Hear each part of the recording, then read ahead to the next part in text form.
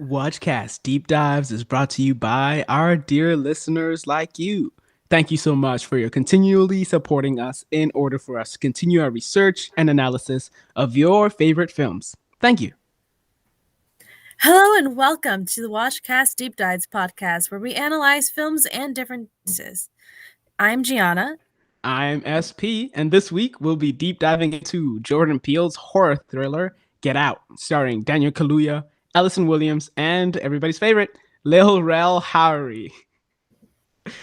So, what's this movie all about? As previously mentioned, it is a horror thriller. So, it's more, how would you describe it, Jana? Is it like a jump scare slasher sort of horror that we're used to? Um, Not exactly. It kind of leads you on for a long period of time, and then towards the end of the movie, the last kind of 15 minutes or so of the movie, that's when you get your traditional horror aspects from Right, it. right.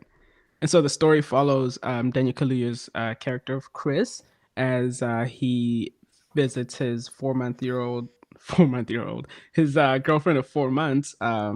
They're going out to meet her family. Is that correct? Yep. Yeah. Yeah, not a Awesome. 4-month-year-old.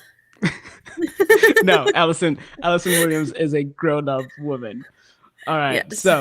So very straightforward it sounds like, like hearing that I wouldn't think, "Oh, that's something I'd want to see." But There's a There's a twist. twist. Jordan Peele directs and writes masterfully. Yes, So yes, he does. so in this episode, what are we doing?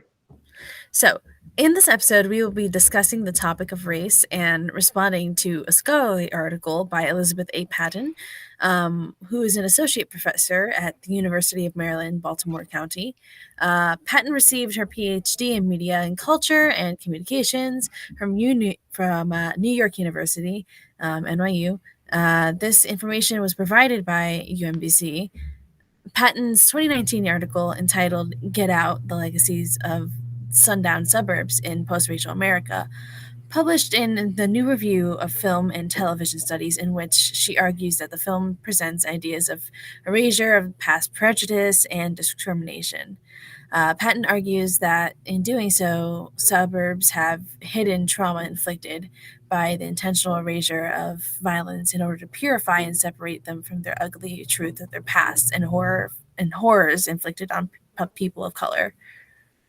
Right. And so in this podcast episode, what we'll be looking at the history of redlining and housing discrimination, which involves white suburbs. This type of space is seen in the film. So we'll be looking at redlining due to its importance to demystify or deconstruct the idea that we live in a post-racial area. White spaces create a sort of confirmation bias where residents believe that they're in a post-racial America. However, this cannot be challenged due obviously to the circumstances of the past where people were discriminated against and strongly encouraged to not integrate into white spaces. So we'll look later at that portion in the episode. Did you agree or disagree with Patton's overall statement, Jana? Yes, I did agree with Patton's statement that the suburbs, in need of creating white space, they seemingly erased all past discriminatory actions. The suburbs are a place in which those of color are unwelcomed, and we both, I assume, agree that this is true due to America's history of redlining and other such racist governmental procedures. This is in accordance with policies that were readily practiced by institutions whose sole purpose was to aid in keeping neighborhoods segregated. To contrast the city to the suburbs, a city is a place in which people from many different backgrounds come together, and the suburbs are a place where generations of white people come to stay, pretty Hmm. much. So, That is interesting. Yeah, because we have in the film we have Chris coming from a city area, and we see that in well, not the initial opening scene of the film, but later on we see him in the city, and then traveling over into a suburb sort of area. That's interesting. Anyways, in Peels, did you have something to add? Actually, I don't think we got to talk about the full synopsis of the film. Oh, right, Um, yes, the kind of big twist. I think that's something we should kind of dive into a little deeper. right. If you catch my So drift. this is a spoiler heavy episode, of course. This is, Yes. after all, called a deep dive, and you cannot go into a deep dive without That's spoilers. seeing, yeah. So if you haven't seen the movie, you might want to jump out for a little bit. And then obviously come back and listen to the rest of this podcast. Yes, please, please. Yes. So the twist at the end is that the it's kind of hard to put into words, but basically white people's brains are put into black people's bodies Right. through Right. the coagula effect, right? Yeah. Yeah. This Yeah. crazy thing that some guy developed in order to, beat Jesse Owens or something. Yeah. It's insane, but it works. It works masterfully. Like I wasn't Yeah. sitting there like, oh, this is not totally realistic or anything like that. But the way that it serves the story, and yeah, it's really amazing. Yeah. Anyways, So yeah. yeah, Yeah. it's all really good. I'm assuming everybody listening has watched it and loved it, because how can you not? Because it is, after all, an award-winning film. So Chris Washington, Daniel Kaluuya, this is my personal opinion, but I also believe it to be fact, is a handsome black man who lives in the city, and he's visiting his girlfriend of 4 months' parents for the first time. The film is important because the way that it puts Chris, someone who is used to like the bustling of an urban environment that consists of people from all over the world, right? If you think of a place like New York or LA or Miami, Mm. what people mostly bring up is the fact that there are so many different people from all over the world, right? And so Yeah. you have this sort of, well, I don't like this analogy of like a mixing pot or any whatever, but that is like the language that is used. So he goes from an Yeah. environment like that to a suburban environment that tries so hard to hide any evidence of its discriminatory past. So you have very like liberal forward parents. The girlfriend's father, right, Dean. What's something that he says, like I feel like three I times in the I movie? well, I know he definitely says I would have voted for Obama for a third time, and that Peel has talked Ooh, about that a lot. yeah, yeah. Yeah. So yeah, Yeah. just trying to like, hey guy, I'm cool. I swear, like I'm with you. I'm with the young people and like their beliefs of like equality and whatever. Yeah, it's like, But okay, shut up, grandpa. But really. yeah, but deep down, what he's truly hiding is something even more sinister. And so, while in this new space, Chris literally has to battle his way through the density of dehumanizing comments that we hear people say to him during like the party, because Yeah. yeah, there's a party that happens, and then as well with that, like the fetishization.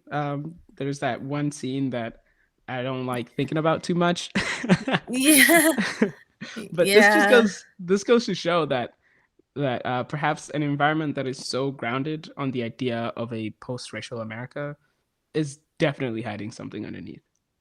Yeah. Like, one thing I think that's just so great about this film being a horror film is that it's set, like, how do I explain this? So, horror films really place you in the position of the main character, not Mm-hmm. like completely different from other films. And so, like, it really forces you to be in that position with Chris.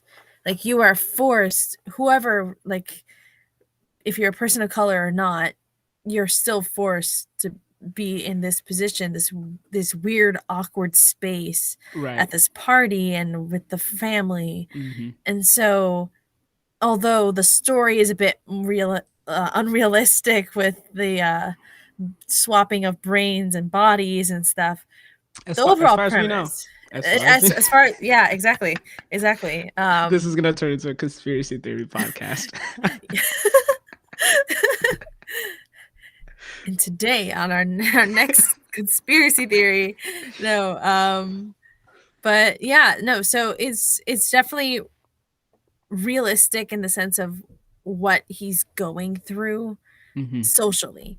And I really think Peele was just masterful at what he does and how he basically shoved you in that space and forced you to stay there for the entire movie.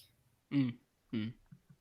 So, masterful. I love that word because I think that's the best way to describe it, right? The way that everything is integrated. But so Yeah. that's what the film is all about, and why it's so important, especially right now where we're at, where a lot of people believe that yes, we of course we live in a post-racial America. I mean, like, look at our schools, look at how everything is like so integrated, and like as a like person of color, you can live anywhere without any like discrimination or prejudice towards you or any hindrance towards that.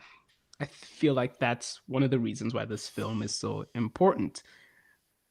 And so in our next section, we will look at closer at Patton's argument and claims in further detail in order to break it down and understand the underlying issue, which I might have just spoiled. But that's all right.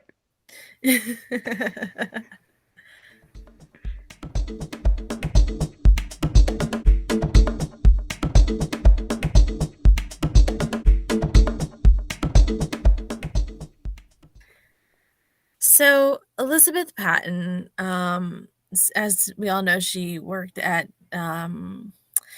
an associate professor at media and communications at UMBC.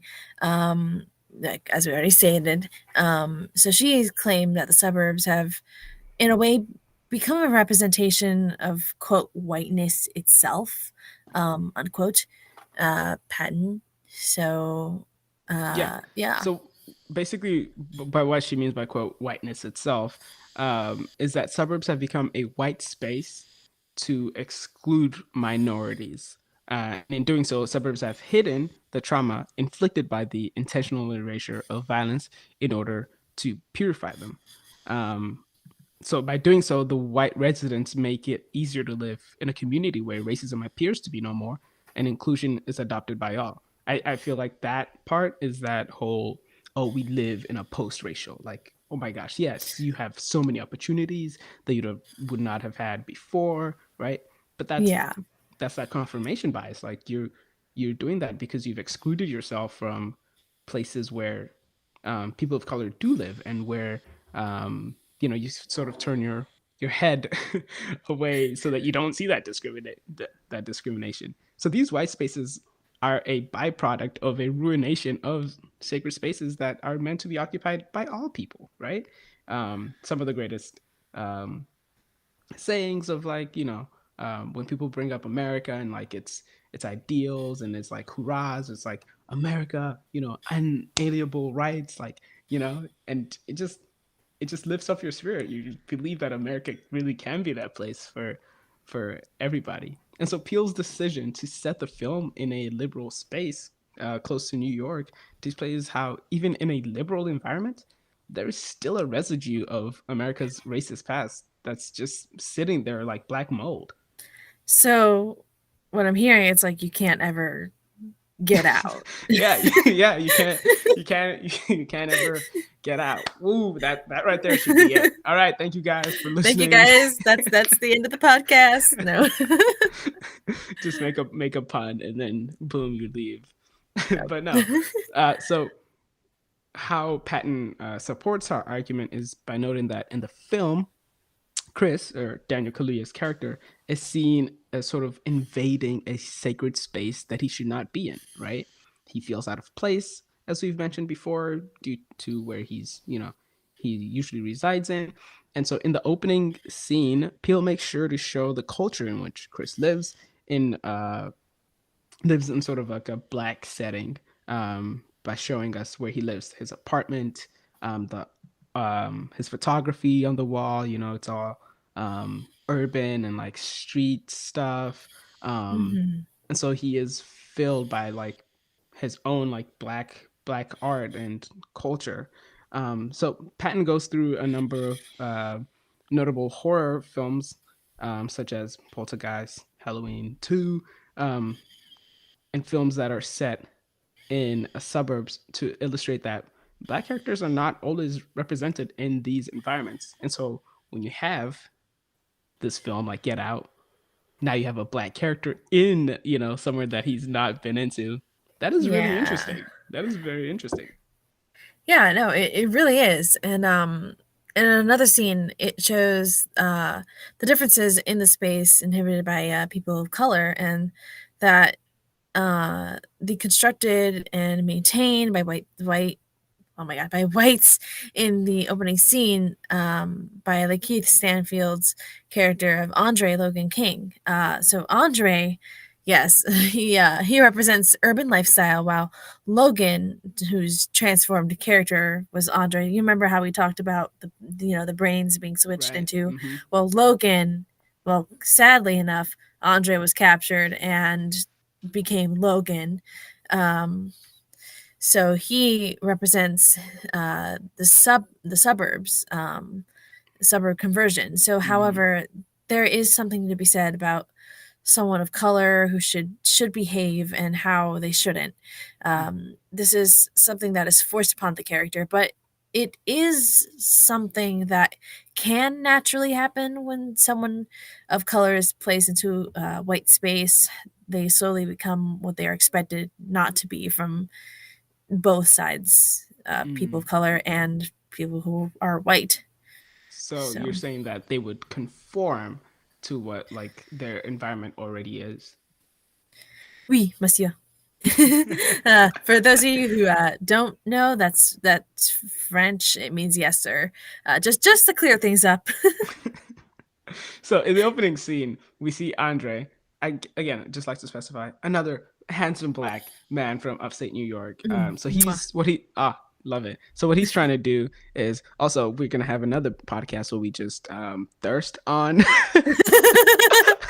On thirst Andre. on people. Just I'm fine. So yeah, if you want to support us in producing two more podcasts, one that is just conspiracy theories, and then another one where we just kind of go go a little bit crazier. That'd be interesting as well. So anyways, in the opening scene, we see Andre is trying to traverse through this suburb area, um, and Patton points out that even characters in the film themselves acknowledge the whiteness of spaces like suburbs.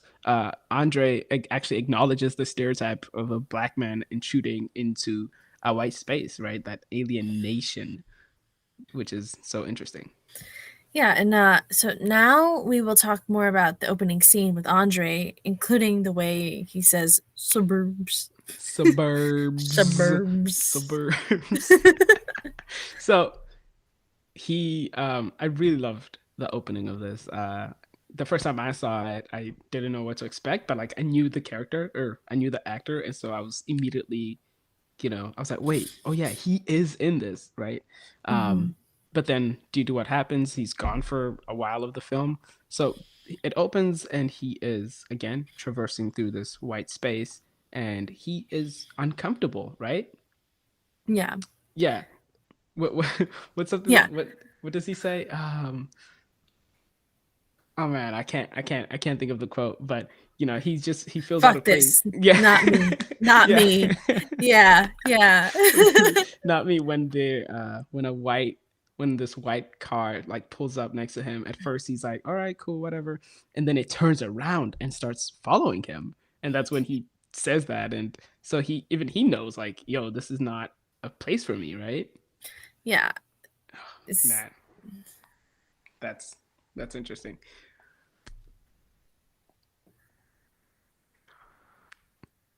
As we mentioned, so we totally agree with Patton's argument, and actually, I want to look back. Well, I guess we just did. We just looked back at that opening scene, but now we're gonna move forward, and Gianna's gonna talk more about Patton and Andre in that opening scene. Yes, Patton talks about Andre in the car and restricting the movements of Black folks.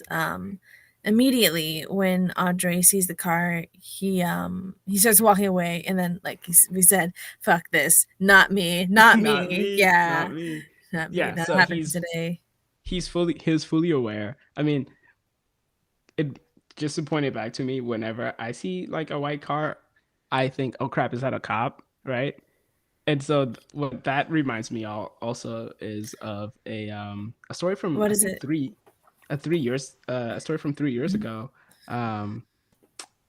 where these two black men were sitting in a Starbucks and they just got cops were called onto them. So like Mm. which is so bizarre. I was thinking about that like earlier this month when I was sitting at Starbucks trying to like prepare for this podcast, and I'm like, wait a Mhm. minute, they were just chilling, dude. They were like probably having some overpriced um, Christmas blend coffee, whatever. It probably didn't even taste that great, but they were just sitting there chilling, and then just cops got called on them. So like you have that space, right? Starbucks, which let's be honest, what do you affiliate Starbucks with? White White. people. Right, especially like white women. You have that whole stereotype, which Yeah.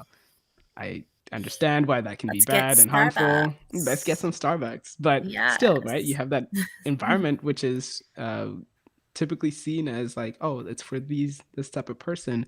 And so they're there and they get discriminated against, right? They get cops called on them. Yeah, I saw this on Vox, reported by Emily Stewart. Mhm. Great article. I'd like for you guys to check that out as well.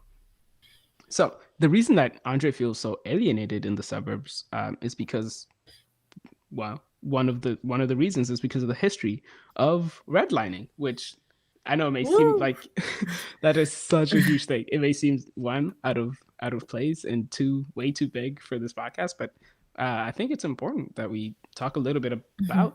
about that just to so we can understand fully what redlining did. So basically, redlining it discouraged black people from living in suburbs.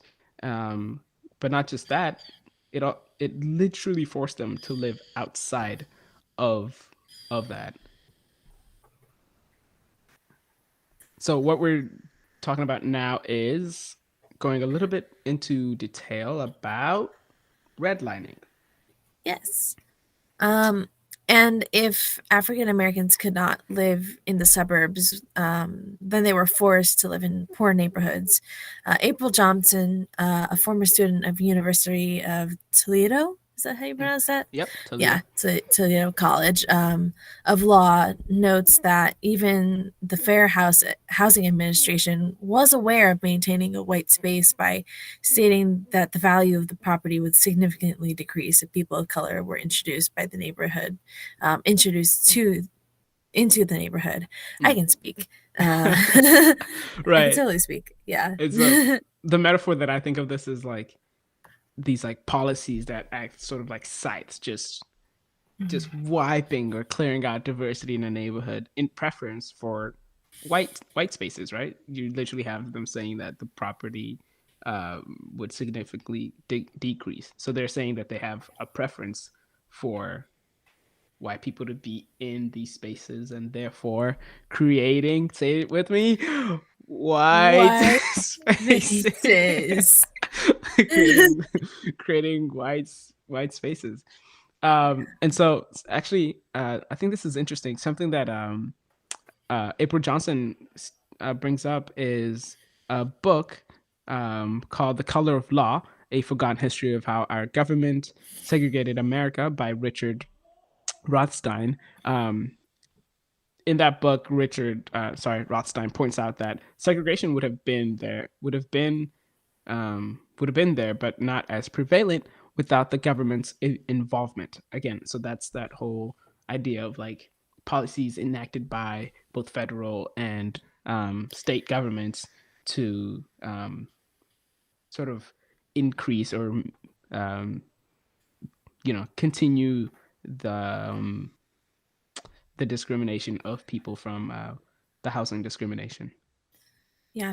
And in 2018, Johnson's writing explains that redlining was the procedure used by the federal government to segregate housing, whereby the government refused to insure mortgages in the near African American communities. That was like Gross Supernova.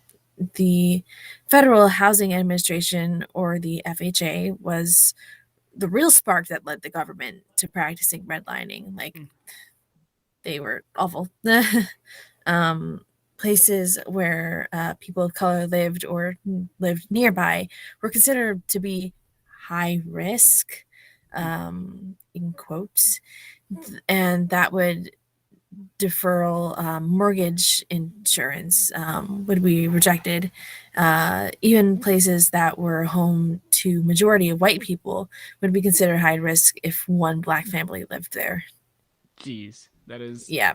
that is incredible. And I think in the same study, in April Johnson's writing, I read about how they sometimes get like a black woman, an African American woman, to like just carry like a stroll around like a neighborhood to like decrease the value of that. That is insane.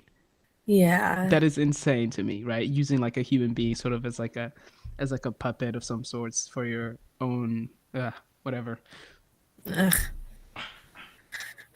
So one thing we have to think about is like, what's one possible counter argument to your position? Right. So that is also something that we had to consider, just because we were really like head head deep into this of like, oh Yeah. yeah, suburbs are like white spaces they're created and they're like bad and evil and blah blah blah. Well, in that same article, which is the reason why you make sure that you read as much as you possibly can instead of just heading into things, uh, April cites Corbin, who makes sure to note that the diversity rate of suburbs in America has actually been increasing since the 1990s. So for the last 30 years, suburbs have been increasing. Sorry, the diversity within suburbs has been increasing, but still, that does not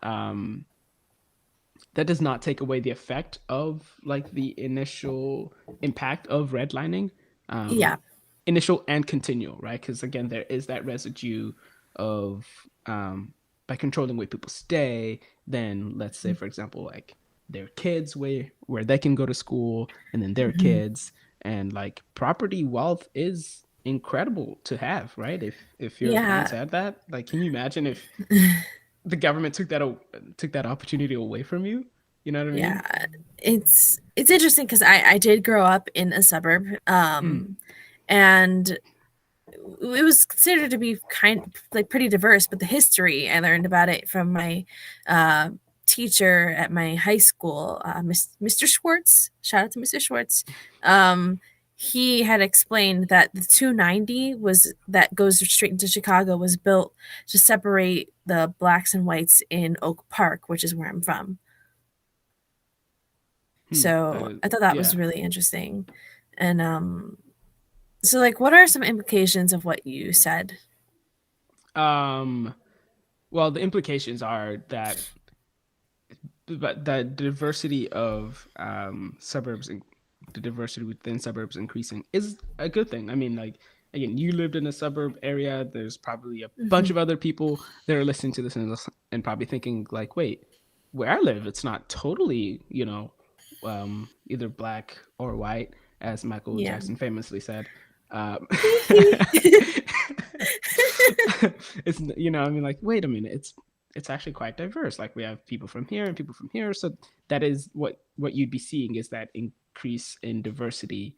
But again, still, um, you still have that initial impact, which then I think some people are if you think about it deeper, this is where like the idea of like reparations come into play, right? Mhm. Of like, oh, um we were intentionally discriminated against, or we were intentionally kept away from having this thing, right? Like here are policies. Literally, like we can pull it up. You can just Google things, right? I mean, they literally Google. quote. We're not sponsored, by the way, but come on. But you can listen to this on Google's podcast app. So boom, there you go. Here's a little plug-in. Ayo. Yeah. Um, and so we read also another article by Keith. I'm gonna have a hard time saying that. Keith Ehlenfeld and Benjamin Scafidi, and their papers from 2004 issue of Housing Studies that quote, aversion to black neighbors has declined so precipitously over the last 2 decades that whites' prejudice and discrimination against blacks are no longer important causes of housing discrimination. So I feel like that was a lot. You had to like unpack that a little bit. So what they're saying basically, one, their paper was looking at the sort of like preferences for white individuals, if preferences to like their neighborhood actually um, sort of like affects what their neighborhood looks like. And what they're saying here is that the aversion to black neighbors, sort of like shying away or not wanting black neighbors, has declined. Mm. That is a good thing. That is a Yeah. good thing. I would say, Yeah. yay, yay to Woo. that. Has declined over the last 2 decades, and again, this was written in 2004, so right around the same time as like 1990, as Johnson Yeah. would have mentioned, to the point where prejudice against blacks is like no longer the causes of housing discrimination.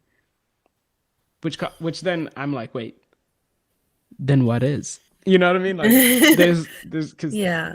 because just because it's not does not mean that it's totally gone, right? Exactly.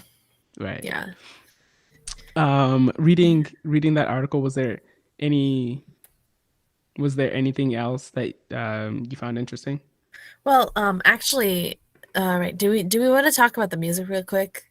Actually, Oh yeah, we can. yeah. Yeah. Sorry. I'm I'm so glad you I'm so glad you brought that up. Yeah, Yeah. we can definitely do the music real quick. Okay, so the beginning when we first meet Chris, what you hear is Childish Gambino's Redbone, um, which awesome. I love that song. And so, what the whole message of that song is staying woke, right?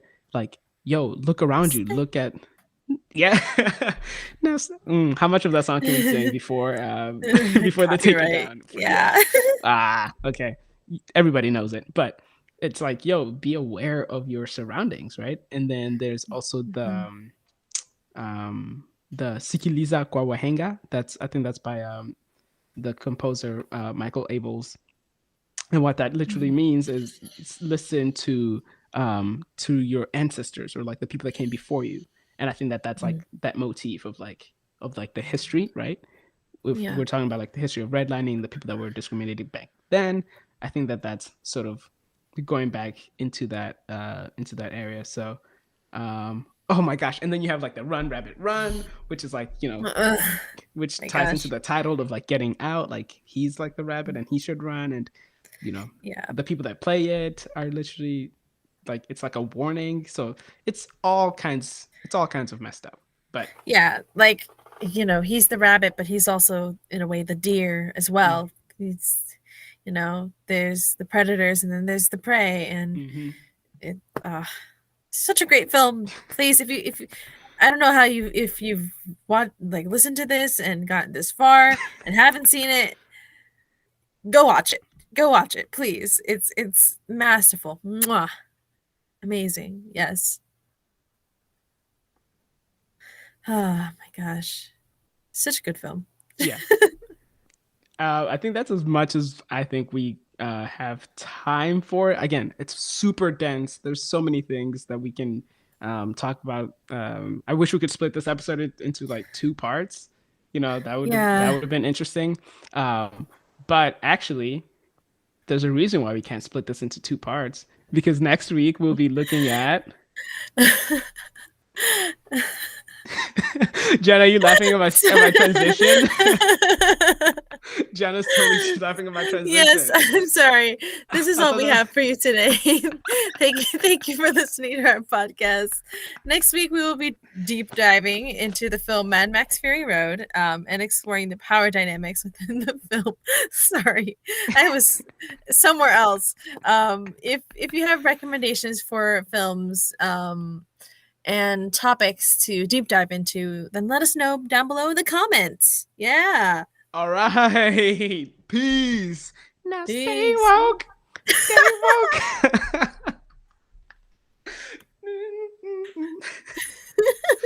They gonna find you. Don't catch you sleeping. Oh. Bye, everyone. Peace.